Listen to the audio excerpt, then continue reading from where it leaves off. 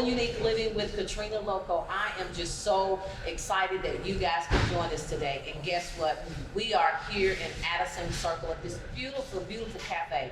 I know you may hear the workers moving stuff around, but it is just the perfect time to sit and have a conversation with our future congressperson. I mean, y'all will not believe this person.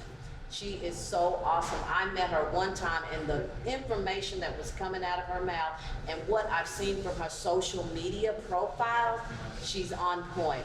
I used to be that one to think, well, the politician is made just for me. They have to do what I want them to do, and it's all about me. Until I realized that they have a whole community of people that they have to look out for. And so today I want to talk to you about why it's important for you to get to know who your people in politics is, how to connect with them, and how to really learn to do life with them and understand them on a whole other level. And really, honestly, we need to be praying for them. We need to be supporting them. We need to be the eyes and ears when they can't see and hear. So today I want you to help me welcome Miss Sheena King. Welcome. Thank you so much for that warm introduction. Just amazing. So Thank nice you. to have you. Yeah, it is so nice. Well, Miss King, I heard you speak at Yemi's event, and I was floored. I was already battling with, should I really get involved? Should I? Just a plethora of things. But when I heard you speak, this is what you said that really caught my attention. When you said that it's a matter of our choices, when it's a matter of what's being taken away, and why we should get out and why we should go. And you said something that I had been thinking about a long time. Yes, we need to vote for every election, even the presidential election, but we really need to pay attention to the people that we're voting in at a community level as well. So I want you to talk to me about the community level. What does that mean? I mean, how do we vote? How do we get out and really connect with the community? Yeah, thank you so much. Great question. I love the energy that you're bringing to this conversation because it's important. I think so many times we think about the presidential and the federal level, and you mentioned Congresswoman when you introduced me, so I do want to make a correction at the top of the conversation. So I am running for state representative. So it will be at the state level, not that the federal level is not great, but state is just as important, if not more so. It impacts our day-to-day. When we think about our 9 to 5, just the hours that we're awake, that is impacted at the state level, at the local level. Our municipal races are just as important as our state level races. So all of the levels are important. They all serve different roles, and they all impact us in our day-to-day. So as we think about, some people say, I don't do politics. Well, if you don't do politics, politics is doing you. So you really need to pay attention. So how do you stay informed? How do you get out? You have to make sure that you do your own research. So many folks are out in the community doing great things, and they are running for office, but there are some who are not as active. So you may have to do a little bit more research to find out what is their voting history, what are their interests, what are their motives, what are some things that are driving them. And more importantly, do they have a care and a deep desire to help the community? Do they care about people? Because at the heart of it, that's what we're here to do. We're here to serve the community, and if we don't have a heart for people, it's hard to do that. Wow. Well, tell us, well, how would we just get to know what somebody stands for, what their motives, how would we know that? Especially if it's someone new running, or how would we just know that? Well, you mentioned social media, so there's so much information that's out there and available today, readily available. So social media is one thing, but that's a glimpse of someone. Being able to follow their journey, follow their story over a period of time. Elections don't happen overnight. It takes months. So being able to see someone day in and day out, what they're doing, who they're interacting with, what are some things that they're actually pouring into others about, you can find that information. It's readily available out there, but you have to be willing to go out and look for it. It's not all going to be pushed to you. It's not all going to be spoon-fed to you, but there are some great journalists out there who cover stories, who talk about politics. There's lots of websites out there that are dedicated to this. There's lots of organizations and clubs that absolutely care about not only politics, but the issues related to politics. So there's information out there, lots of different websites and resources available. You just have to be willing to go out there and look for it. wow. And that's true because here lately I've been looking, especially since I met you at the event. I'm like, let me see what's going on because I need to know what's going on in my backyard. Because I think a lot of time you'll see an issue passed or something's passed or later on or a year later, you're like, well, what happened? Well, you wasn't paying attention. This is why it's affecting you. And everything is a domino effect. And if we don't catch it down here, it'll just start to explode. Tell me, what is your role as a state representative? What is the roles that you play? Yeah, so I'm not in the role yet, but what role I will play, and thank you for speaking that into existence. I received that, I accept that. So as a state representative, you are representing the people, so the community. So in the state of Texas, we have 150 representatives. Those representatives represent different pockets, different districts of the state. Each of us would be responsible for a little over 200,000 people in our communities. The district that I would represent actually serves 7 different cities. So think about that, 7 different communities, 7 different areas of the state, all under one district. So I would be responsible for bringing their voices to Austin. So when there's legislation that needs to be passed, if there is concerns or issues that need to be brought forth, being able to articulate that to my constituents, my fellow representatives, to actually make some decisions and pass some bills and some rules and governing guidance for the community and for the state, more importantly, because as one representative, you are a collection of a body, but that full body serves all of Texas. So responsible for rules, legislation, also responsible for, overseeing the budget of the state of Texas and ensuring that, we are fiscally responsible with those dollars and any constitutional laws. Yeah. So, and that was another thing you said, like, you're over these 7 cities, Yes. and then someone else, there's 150 of you. But how important is it that all of you connect? Let's talk about that, because you had mentioned that in your speech. You're like, we all should connect. So tell me a little bit about that. How can we, as the consumer, as the people who are voting, how can we help you guys connect and make it easier for you? Yeah, I don't know about making it easier, but certainly challenging, right? Challenging the status quo. Quite honestly, we're very divided right now as a nation, as a state, just ideology. There's a lot of differences, but I think there's more in common than different. And so how can we make sure that we see each other human to human, heart to heart, and have a care for the people, the collective Texan, one Texas, that's what we are. We're not all these 150 different little pockets, and we shouldn't just be thinking about our own little constituency. We should really be thinking about the greater Texas. What is going to happen? How is that going to impact? What is the domino to people's lives? How are we making them better and not making them worse? We want to uplift and not divide. Well, when we come back, you will hear more about what this Kingdom team is doing.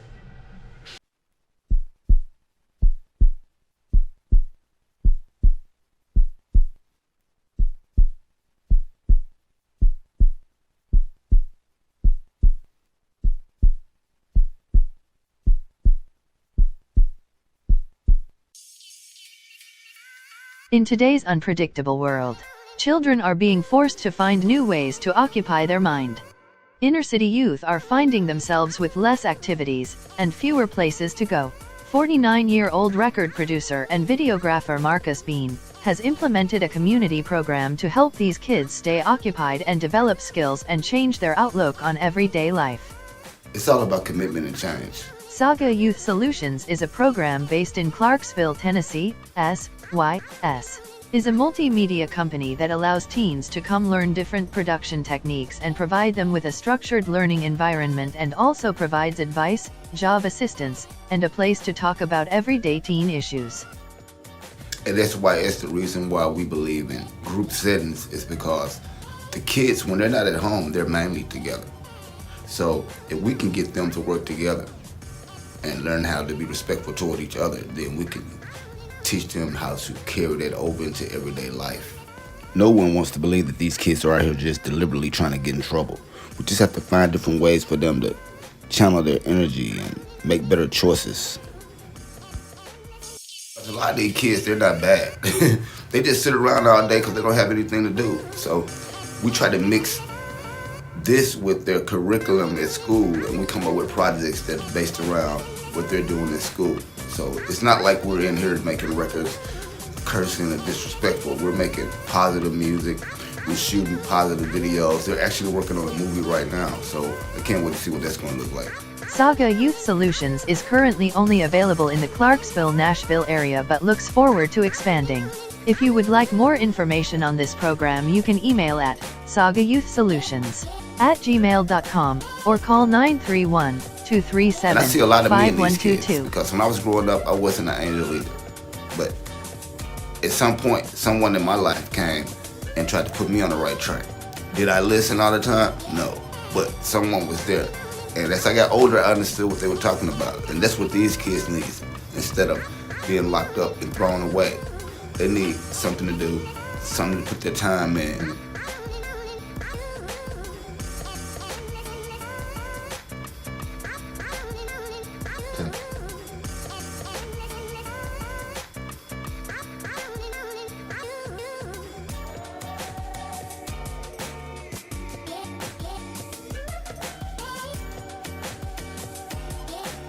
Well, welcome back, guys. If you just joined us, we have been sitting here talking to Miss Sheena King. She is running for Texas State Representative, guys.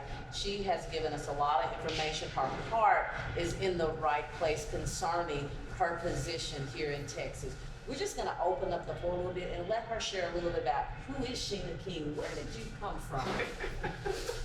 Thank you. So I'm a native Texan, fourth generation Texan, as a matter of fact. So I came from Dallas. I was born and raised in Dallas, Texas. So my background really is a story of someone who grew up in public housing, went to public education, went to college here in the state, and actually built my family here. So I've been in the business world for over 20 years, and my heart for politics is really not about being a politician. That is definitely not what I want to be. I want to be an elected person who serves others. And that's really what I've been doing my whole life. So I didn't even realize I was doing politics or, working in that area until someone pointed it out to me. So I've been serving in the community in different aspects. I've been helping on elections ever since, I think I was in elementary school. I was actually out door knocking. Didn't really realize what I was doing, but I was helping someone else to get into a position to be able to serve others. And so it's just kind of been a domino effect as to all the things that have led me to where I am today. And I just had to step out on faith and say, you know what, if not me, then who? If not now, then when? My children are adults, and I am really making sure that they have a future that gives them an opportunity to help serve others and just to be a light. So my campaign is all about bringing light and love to Texas, because I think we've lost a little bit of that. So I think we lost a little bit of everywhere, but I'm glad that you're bringing it back. thank you. So tell me, what made you decide? You was doing this your whole life. Well, what made you decide, you know what, I need to make this official. I need to put a title on it, or I need to just jump all in and do this. What made you decide to say, I'm all in? The last legislative session that actually happened, I was working with a couple of different organizations, helping with redistricting, helping with monitoring some of the bills that were being passed, and I was pushing out information and content. We talked about this earlier. How do you educate the community? So I was doing that. I was kind of behind the scenes. So as you mentioned, I've informally been doing politics or been involved in politics this whole time. So making that step to make it more formal was something that I really didn't see coming. I really didn't. If anything, I thought maybe when I retire, in 5-10 years, maybe I'll think about doing something to help in that area. But this last session, when I saw that our census data clearly showed that we have a lot of diversity here in the state of Texas, but then I saw our legislative body create these maps that drew lines that really were not representative of the communities. They were maps. We have to do redistricting every 10 years when the census comes out. However, the maps should actually help us represent one voice, one vote, and give us that power to be able to exercise that. but the maps did not do that. They're really trying to silence the vote and silence the people. And so I just saw that as kind of I just cannot sit on the sidelines. I have to do something. I have to do something. So could you talk about the maps? Explain to the audience about the map, because me too, I'm like, I know a little bit because I've been studying, but Yeah. because people don't know. Yes. And so we're going to these polls and we're voting based on what we're feeling emotionally. Sure. Like, well, I want this person because I want this done, but we're not knowing fully what's really happening. So talk to them about the maps. Yeah, for a moment. yeah. So every 10 years, the census, as you guys know, we have folks that come out and they take a pulse of who's in the household, right? And that's important data. That data actually helps to drive what's going to happen with the resources that are available. So the resources that are put into our government, right? Our money, our tax dollars, we put those monies in with the expectation that they will come back out to fairly and equally represent us all. That doesn't happen if we have maps that are not reflective of the proper communities. So the maps that were drawn this last session, and so let me take a step back. So the census gets taken, they send that information to the federal government. Then the states receive that information and they have to decide what needs to happen in their particular state. So different states have different rules. There's no uniformity to this. So the redistricting process happens and every state gets to decide. So in the state of Texas, we don't have a third-party neutral body that helps draw the maps. In the state of Texas, we actually allow our elected officials who are in those positions to decide how the maps will be drawn. So as you can imagine, sometimes people aren't playing fair, and so maybe they draw it to their benefit and not to the benefit of the collective state. So we have some folks who draw it to save their seats. Just think about that. When you play musical chairs, right? And someone's trying to save a seat, and someone gets bumped out of the seat. That happens in these map drawing processes. When we don't have fair representation, when we don't have folks who have the public's interest at heart, then they're drawing maps that are not really fair. So what happened here in the state of Texas is we had maps that were drawn that did not reflect the demographics. So we did not pick up any seats that reflected the fact that we have a higher percent of minority representation in Texas. The maps really still stayed the same. Matter of fact, they took away representation. Wow. So it's really diluting the voice of the people, because as you mentioned, when we go to the polls to vote, we assume that everyone's vote is going to count equally. Well, that doesn't happen when they pack certain demographic groups together, or they crack open a community by drawing a map that goes right through the middle of it. Oh, wow. So that cracking and packing that happens, and it really just, it doesn't allow for someone to run in that space who actually would represent the demographics of that community.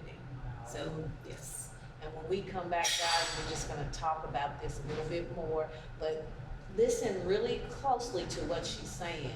You need to really educate yourself, even if you don't wanna vote, even if you don't wanna do anything, but I suggest you do, but you still need to know what's going on in your community.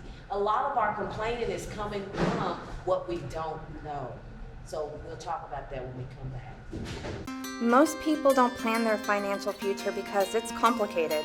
There's so much out there, and I'm here to help you be able to navigate through that and find out exactly what's going to fit right for you. Hi, my name is Sarah Markopoulos. I'm an agent with New York Life, and I office out of Frisco, Texas.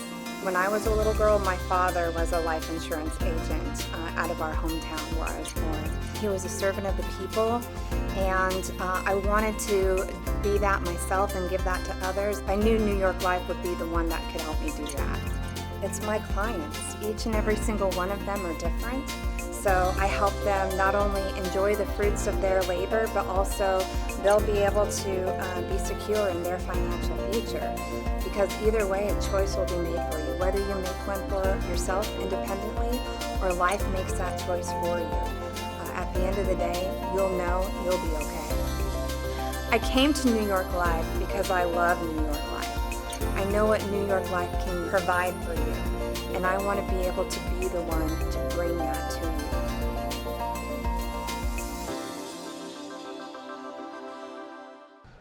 Well, welcome back, guys. I've just been sitting here talking to Miss Sheena King, who is running for Texas State Representative. And I have to say this because I am an African-American woman and I am proud that she is running. She is paving the way for young girls. I know for me, growing up, I didn't see that. I didn't see us represented, and I'm glad that she is actually doing it. So let's stand behind her, and not only her, other women who are running. We have a difficult time as women in general, whether white, black, Asian, just all together. So it's very important for me and for you guys to stand behind the women and the men, but let's just be selfish today and say the women, okay? But just to stand behind you because you need that. So tell me a little bit, we talked about the dividing lines, and tell me why is it important that people vote? We talked about it, but really go into it because people don't know. Yes, yes. So everyday decisions are impacted by the vote. We talk about, the things that we want out of life, right? We want our health and our wellness, right? We want to have money and food to put on the table. We want to be able to send our children to, public education.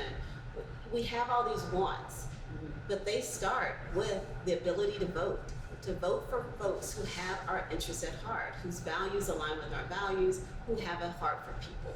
So being able to vote, that's the ball game. If we don't have that ability, then everything else is just going to happen to us. But we have a voice, so we need to use that voice, and our voice is at the ballot box. So the importance is there every single election, whether it's for your county judges.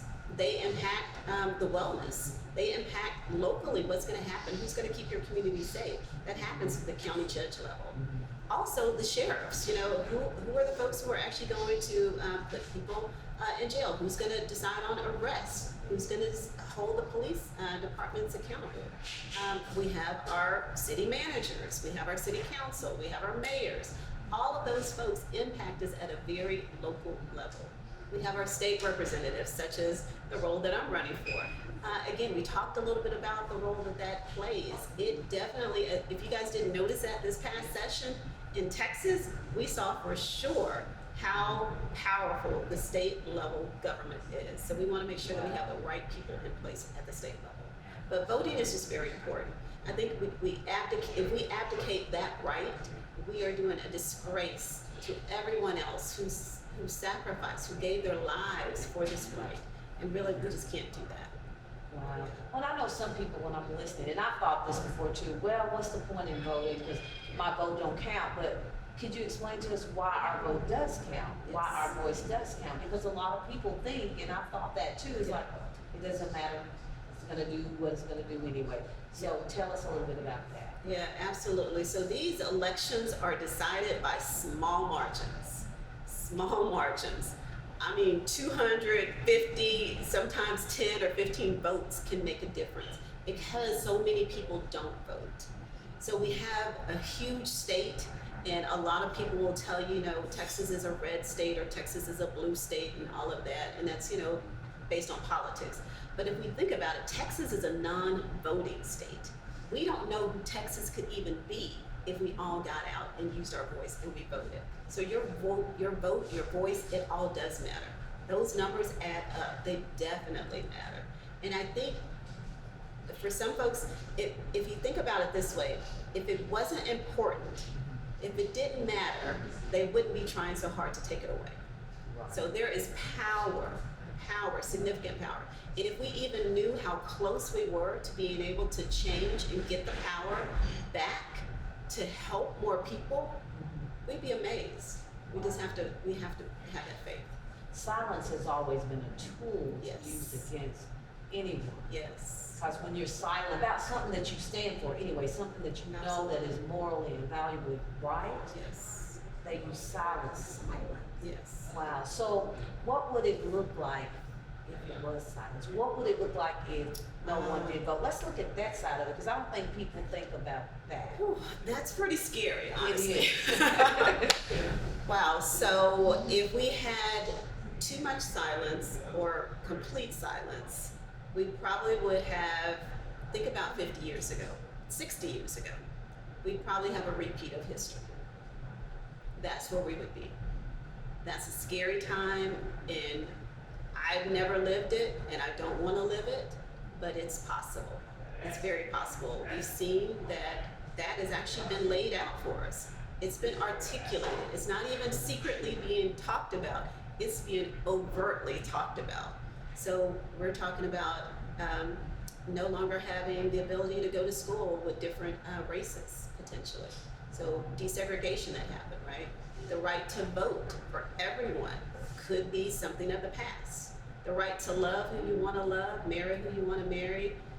All of those things are possible if we stay silent.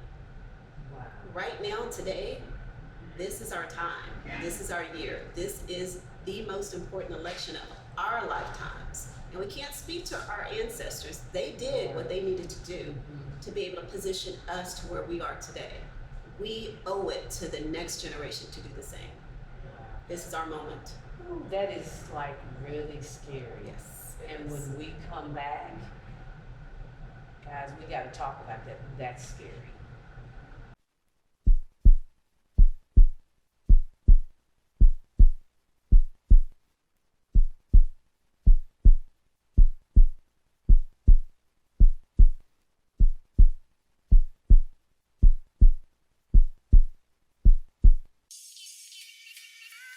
In today's unpredictable world, children are being forced to find new ways to occupy their mind.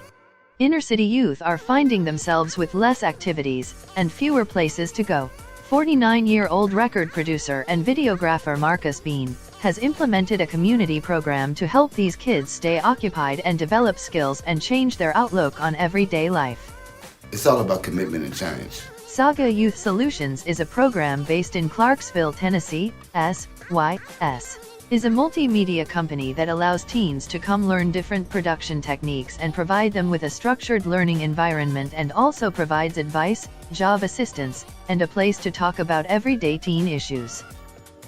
And that's why it's the reason why we believe in group settings, is because the kids, when they're not at home, they're mainly together. So if we can get them to work together and learn how to be respectful toward each other, then we can teach them how to carry that over into everyday life. No one wants to believe that these kids are out here just deliberately trying to get in trouble. We just have to find different ways for them to channel their energy and make better choices. A lot of these kids, they're not bad. They just sit around all day because they don't have anything to do. So we try to mix this with their curriculum at school, and we come up with projects that are based around what they're doing at school. So it's not like we're in here making records cursing and disrespectful. We're making positive music. We're shooting positive videos. They're actually working on a movie right now, so I can't wait to see what that's going to look like. Saga Youth Solutions is currently only available in the Clarksville-Nashville area, but looks forward to expanding. If you would like more information on this program, you can email at sagayouthsolutions@gmail.com or call 931-237-5122. And I see a lot of me in these kids, because when I was growing up, I wasn't an angel either. But at some point, someone in my life came and tried to put me on the right track. Did I listen all the time? No. But someone was there. And as I got older, I understood what they were talking about. And that's what these kids need. Instead of being locked up and thrown away, they need something to do, something to put their time in.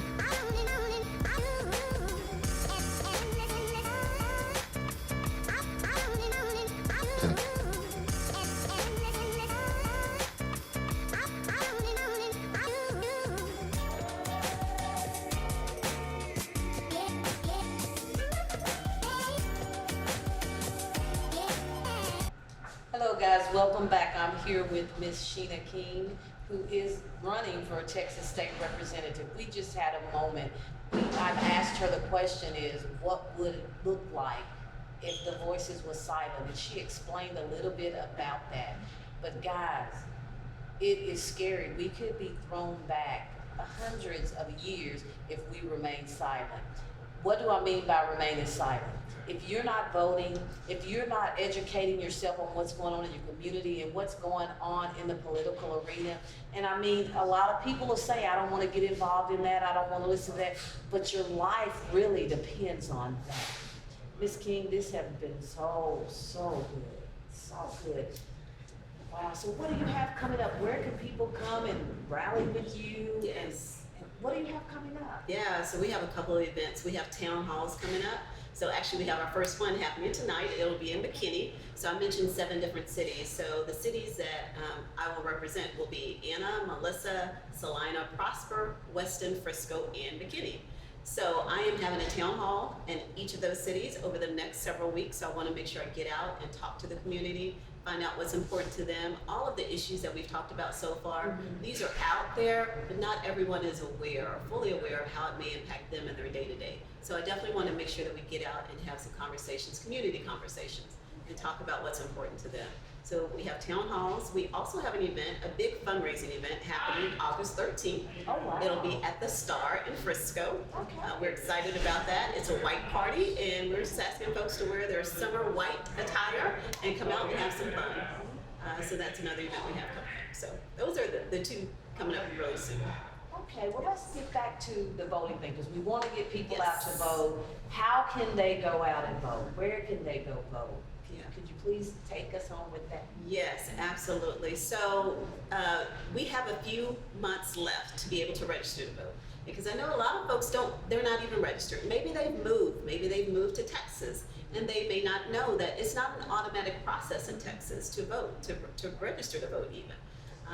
Yeah, so that's another thing. You're shaking your head. You didn't know. Yeah, so every state, again, has differences. So in the state of Texas, we don't automatically do that. You have to actually make that step. Once you are registered, then you can vote. Most of the counties, and it is county by county, they make that decision, but most of the counties, the larger counties in Texas, you can actually vote at any location during early voting. So early voting starts October 24th, and it runs through that Friday. I think that's November 4th. It runs through November 4th, and then election day is November 8th. But you have to register. So please check your voter registration to make sure you are registered to vote. If you haven't already registered, you still have a couple months. Registration, actually the last day of registration I believe is early October. So you still have some time to get out and register if you haven't. So make sure you're registered, make sure your name hasn't been purged from the rolls, because if you don't regularly vote in the state of Texas, they can purge your name from the rolls. So make sure you're registered, and make sure you have a voting plan. Know where the locations are in your particular county so you can get out and vote, and know the dates of voting. So early voting, again, October 24th is the first day. That's a big day. In some counties, early voting is actually bigger turnout than election day. Oh, So, wow. yes, we want to make sure we get out and vote early. We have those 2 weeks to be able to do it. We don't want to have anything happen on election day and we miss the opportunity. So, Oh, again, wow. yeah. So to be on the safe side, go now. When you get finished looking at this, well, it's 7:30 at night, but tomorrow, go vote, go register to vote, register to vote. So do we have like a count of what's the difference now? Do you see a higher number this year of people actually registering versus you did last year? Are people Yes. really beginning to? That's an excellent question. We are. There's so much momentum and energy and positive energy around this election. I think we talked about a lot of the issues before, and there's a lot of candidates who really right now either new to running in politics or just having fresh ideas and perspectives. So there's a lot of positive momentum right now in registering to vote. So a lot of candidates like myself, I'm a deputy voter registrar, so I can actually help people register to vote, as can anyone. Anyone can sign up to be a voter registrar to help others get registered to vote, so that you don't have to travel all the way to the county elections office to register.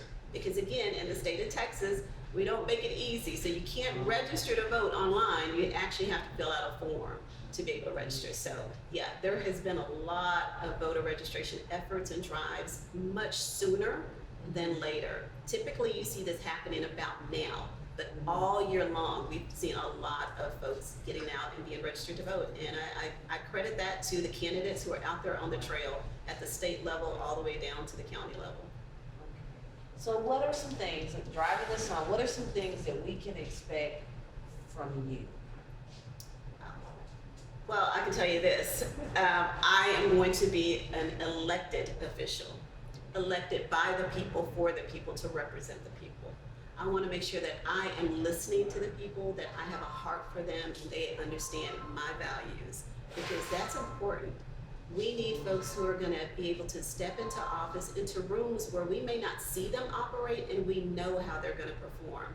We know they're going to have integrity in decision making. We know they're going to have a care for people. We know they're going to want to positively impact people's lives. That's what I want to be about. I want to be the type of representative who actually represents the body, who actually demonstrates not only a care for one group of people, but for all people. That's the definition of love. And that is, I thank you so much, because I really thought that the politician was just here for me and me only. But I do realize you take this home with you day and night. I mean, like everybody in those 7 cities are like your children with me, because you have to think about what's going to affect massive people versus me. Versus me. Absolutely. And that, you know, I commend you for that. That's a lot to have to take on, and I commend you for that. And guys, for that, all of our politicians should be really, really prayed for and really, really honored, in the sense of they have to think about massive people. And so getting back to you guys, get out and vote. And thank you for watching and joining us today as we talk to Ms. Sheena King, who is running for Texas State Representative. Bye, guys.